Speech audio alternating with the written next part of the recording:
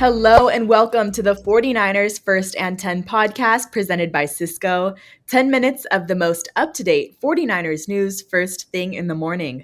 I'm your host, Brianna McDonald, and joining me is 49ers team reporter Lindsay Pilares and special guest Matt Barrows from The Athletic. Matt, thanks for joining us today. Thank you for having me on. All right, the 49ers had a bonus practice on Monday and are getting right back at it today. Lindsay, how are the 49ers using their last win as motivation and fuel to get them through this upcoming contest against the undefeated Kansas City Chiefs? Yeah, I think it's a little bit less about motivation, but keeping that momentum going, right? It was ended up being a pretty commanding win in Seattle, a big NFC West win. Now you look at those NFC West standings, the 49ers are right on top and they're in control of their own destiny for the time being. Obviously, a very important matchup coming up. I think more so, like I mentioned, just to get the ball rolling in the right direction as the 49ers are headed towards that week 9 bye. Always better to have a winning record headed into the break than breaking even or falling under 500. So I think it's just about continuing the path in a positive direction. I think obviously a resounding win against a division rival always gives you that little bit of extra juice, and Seattle has been a very good place for the 49ers over the last 3 seasons. Yeah, Matt, the Chiefs aren't just undefeated this season, they're also undefeated against the Niners. What do you think it'll take for the 49ers to finally secure a win against Kansas City?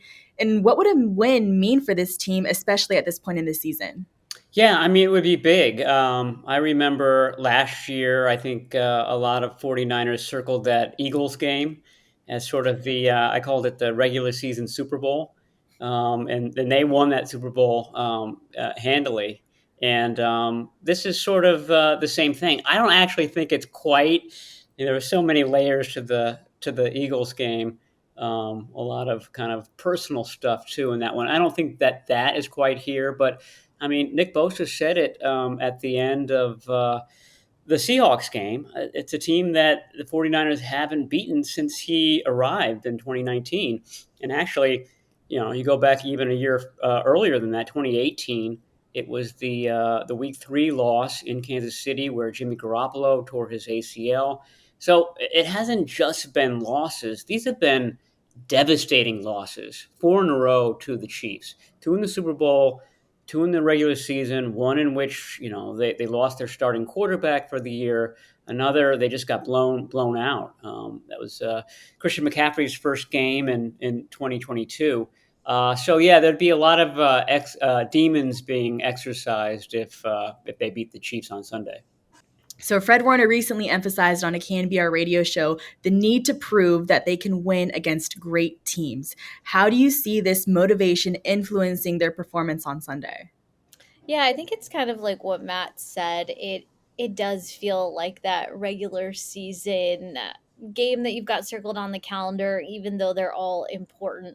I think the 49ers are still very much, again, finding their identity in 2024. This certainly would be a morale boost. And like Matt mentioned, so many layers over the course of not just the recent few seasons, but this is extending out to 2018. Obviously hard not to mention that loss in February in the Super Bowl. But it's also important to keep in mind that these are two very different teams. There's a lot of players that are not in the mix this time around. You don't have Christian McCaffrey for the Niners. Right now, Jordan Mason in question with that AC shoulder joint sprain. And then on the Kansas City side, you don't have Isaiah Pacheco. You don't have Rishi Rice. There's a lot of different things at play, but yes, getting a win in this obviously would just help solidify that 49ers identity, get that big win against obviously an undefeated, very formidable opponent that has caused them trouble in recent history, a little bit more extended history. So yeah, I think this would be a good statement win for this team. Yeah, two different teams are facing off in 2024, but the Niners kind of know what to expect with the Chiefs offense. An elite connection between Patrick Mahomes and Travis Kelce, an efficient run game still. The Niners defense is absolutely going to have to show up on Sunday. So, Matt, what sort of steps do you think San Francisco's defense is taking in order to be ready for a dynamic offense like Kansas City's? Last year, one of the areas where the 49ers struggled throughout the season, including in the Super Bowl, was finding that third cornerback. They went through a lot of iterations of that cornerback group, and it came back to bite them at the very end there. I think that's an area where this team has really improved. You've got three good ones no matter what. And so the question now is whether the third guy is the veteran Isaac Yadam, who I thought has played really well in the last two games, and then the alternative is Renardo Green, who I thought had the play of the game in Seattle. It might even be the play of the season at this point. That's how important that win was on Thursday. So they've got more options in their defensive secondary. That's a little bit, the flip side is that there are some injuries at safety right now, and the 49ers have to sort through that. We're not sure if Malik Mustafa is going to play because of the ankle injury. He was not part of that Monday bonus practice. So, but I do think that secondary, especially the cornerbacks, are better than they were a year ago. We saw Charvarius Ward taking part on Monday. I know that he would love to, exact some measure of revenge against the Chiefs. He's looking to sort of bounce back, I think, from a couple of rough games where he was dealing with an injury. So, that's all sort of the backdrop, the background going into this game.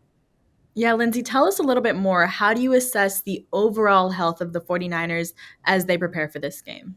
Yeah, it feels like we talk about bumps, bruises, with new injuries just coming onto that list every week. I think the 49ers made some practice squad moves in order to insulate themselves from some that might come into play. I think one of the more important ones was signing a kicker on Tuesday, Anders Carlson, just in case Matthew Wright, who dislocated his shoulder, isn't good to go by Sunday's game. Then you've got, like we mentioned, Malik Mustafa dealing with a lower ankle sprain.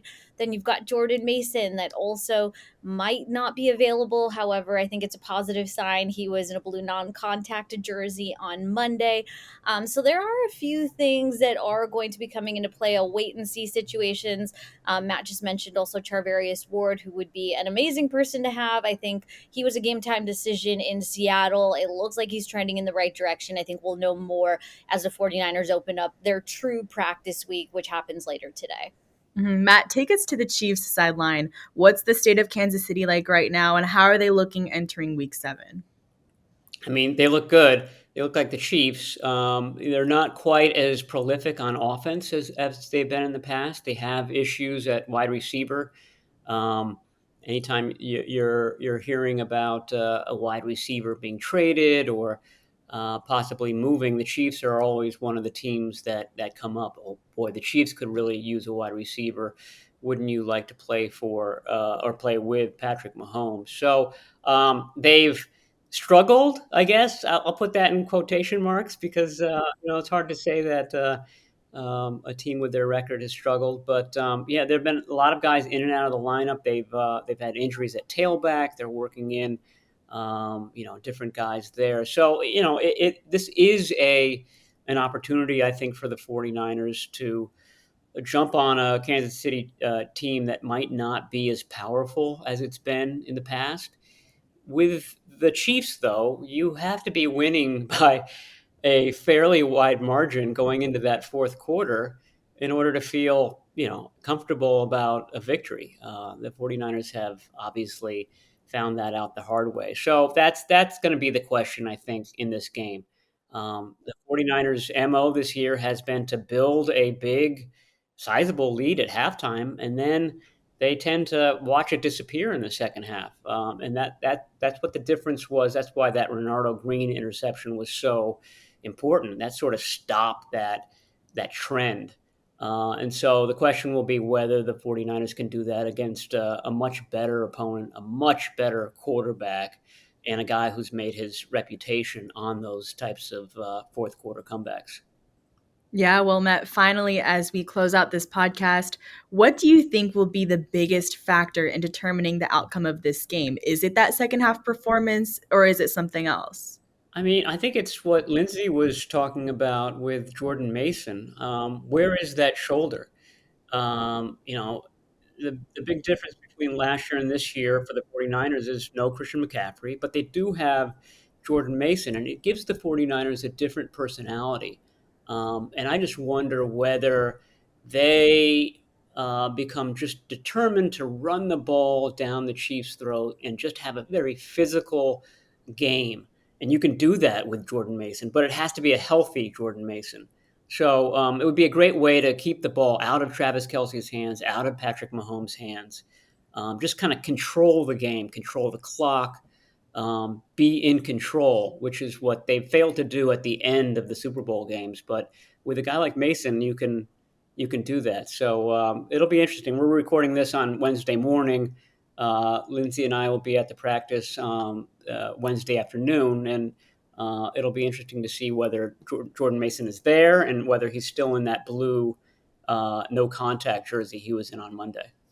There's going to be a lot to look out for as we get ready for Sunday's game at Levi's Stadium. But Matt, thank you so much for joining us today. Faithful, that will do it. Subscribe to First and 10 presented by Cisco for more 49ers updates and turn on the notifications for any breaking news, Move the Chains episodes. Thanks for tuning in.